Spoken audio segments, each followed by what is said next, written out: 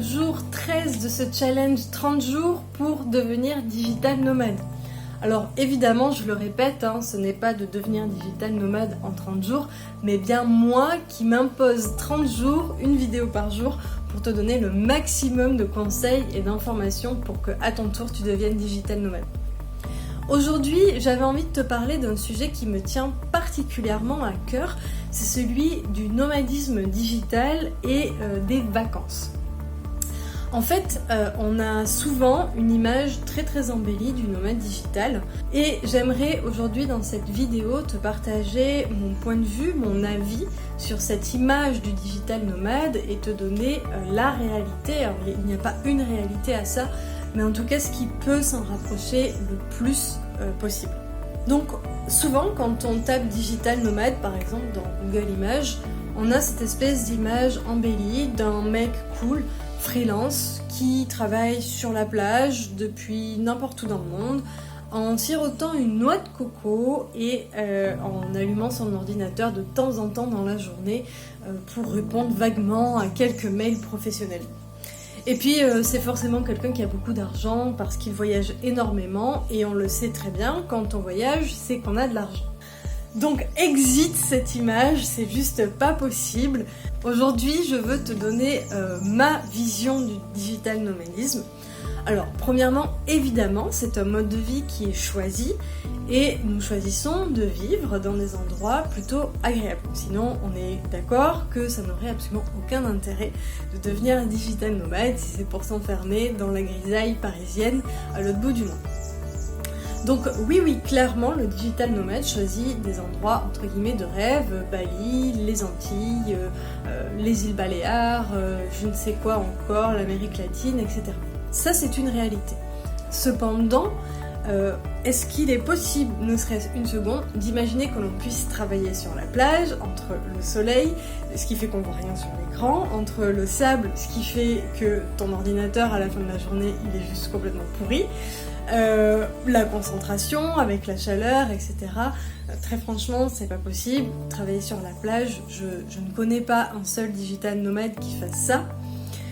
Tout simplement parce que c'est pas pratique, quoi. Donc non, le digital nomade ne travaille pas sur la plage, il travaille depuis la location Airbnb ou autre qu'il a fait, il travaille depuis les coworking space et depuis les cafés. Et comme je le disais dans la vidéo précédente, on n'a pas toujours des conditions de travail qui sont exceptionnelles, au contraire, si on ne trouve pas un bon coworking space ou si on n'a pas une bonne wifi à l'appartement qu'on a loué, etc., je vous assure que les conditions de travail sont bien moins bonnes qu'ailleurs. Donc c'est pas non plus un espèce de rêve idyllique que l'on vit tout le temps, on est aussi voyageur et donc on a les galères du voyageur couplées à celles de l'entrepreneur. Alors ce n'est pas une plainte puisque nous en avons fait le choix, mais c'est une réalité, donc il faut l'avoir en tête, en tout cas quand on veut devenir digital nomade. Donc maintenant pour répondre à oui, le digital nomade a forcément de l'argent puisqu'il voyage beaucoup et on le sait quand on voyage entre les hôtels, le resto, les animations, les sorties, les locations de voitures, les locations de scooters, etc. ça coûte une blinde. Alors ça c'est sûr, sauf que le digital nomade n'est pas en vacances. Alors comme tout le monde on prend des vacances, comme tout le monde on a un budget où on se dit pendant une semaine je vais me payer de la plongée, une location de voiture et une balade à cheval, voilà. Mais au quotidien on est vraiment des gens normaux, c'est-à-dire que on loue un appartement par exemple, au contraire c'est même moins cher que de louer un appartement en vivant sédentaire puisqu'on arrive sans nos meubles. Tout l'appartement est meublé, souvent il y a le wifi, l'eau, l'électricité, tout est compris, on n'a pas ça en supplément. Donc on a même plutôt un budget beaucoup plus petit qu'une vie plus classique, j'ai envie de dire.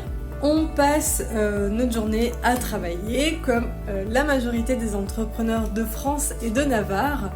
Et puis de temps en temps on s'accorde des escapades et si on est bien organisé, bien productif, on peut se permettre de faire ça par exemple tous les week-ends à la condition 1 que ton entreprise marche bien parce qu'il te faut du budget pour faire des activités tous les week-ends et 2 d'avoir une entreprise qui tourne pas trop mal et qui te permet de te prendre des week-ends pépères. Et enfin, une dernière chose, je reviens un petit peu sur ce que j'ai dit tout à l'heure, la vie de digital nomade ne coûte pas si cher. En fait, la majorité du temps, on vit local. On achète local, on prend le temps de connaître les personnes et donc les bons plans. C'est le cas pour les logements, pour la nourriture, pour les sorties, etc. etc.